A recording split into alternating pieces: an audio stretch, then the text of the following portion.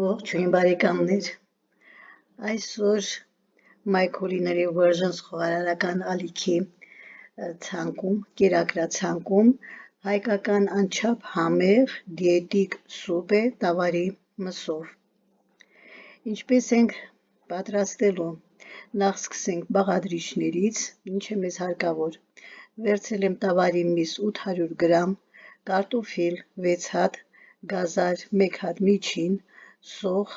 1/2 գլուխ, այսինքն կեսը, նեխուր, թարմ համեմ, մաղադանոց, ձեթ, աղ, ցանկության դեպքում կարող եք ավելացնել նաև տոմատի մածուկ, ես չեմ ավելացրել, որպես դիետիկ սուպ այսօրվա համար։ Հիմա անցնենք պատրաստման եղանակին։ Լվացած միջին կտորներով հավասարաչափ կտրատած միսը նախ օրոք եփում ենք, առանձնացնում ենք միսը եւ արգանակը եւ դնում մի կողմ։ Հիշեցման կարգով ասեմ,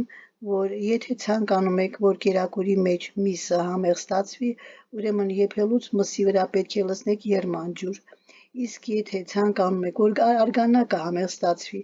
միսը եփում եք սառը ջրով։ Հաջորդ քայլում արդեն գեղեվահանում ենք կարտոֆիլները, բայց չենք կտրատում։ Մեզ պետք են ամբողջական կարտոֆիլներ, վրան լցնում ենք սառը ջուր, որպեսզի չսևանան։ Հաջորդը կտրատում ենք գազարը, ես կտրատել եմ ձողիկներով, դուք ինչպես կցանկանաք։ Մանր կտրատում ենք հաջորդ քայլին սոխը եւ կանաչիները։ Անցնում ենք կաթսային։ Տաքացրած կաթսայի մեջ լցնում ենք ձեթը, թեթևակի տապակում ենք կտրատած սոխը, այնուհետև գազարը եւ շարունակում ենք թեթևակի տապակել։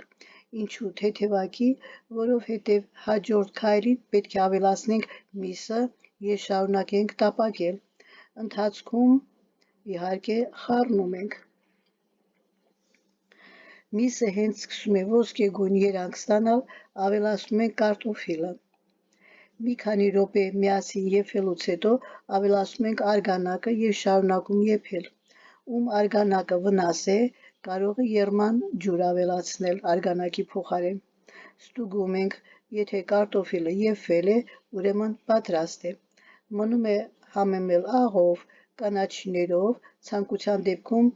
ձեր ցանկացած պղպեղներով։ Ես պղպեղ չեմ ավելացրել, նորից հիշեցնեմ, որ սա որպես դիետիկ կերակրատեսակ եմ պատրաստել։ Այսօրվա համար այսքանը, կհանդիպենք, ցտեսություն։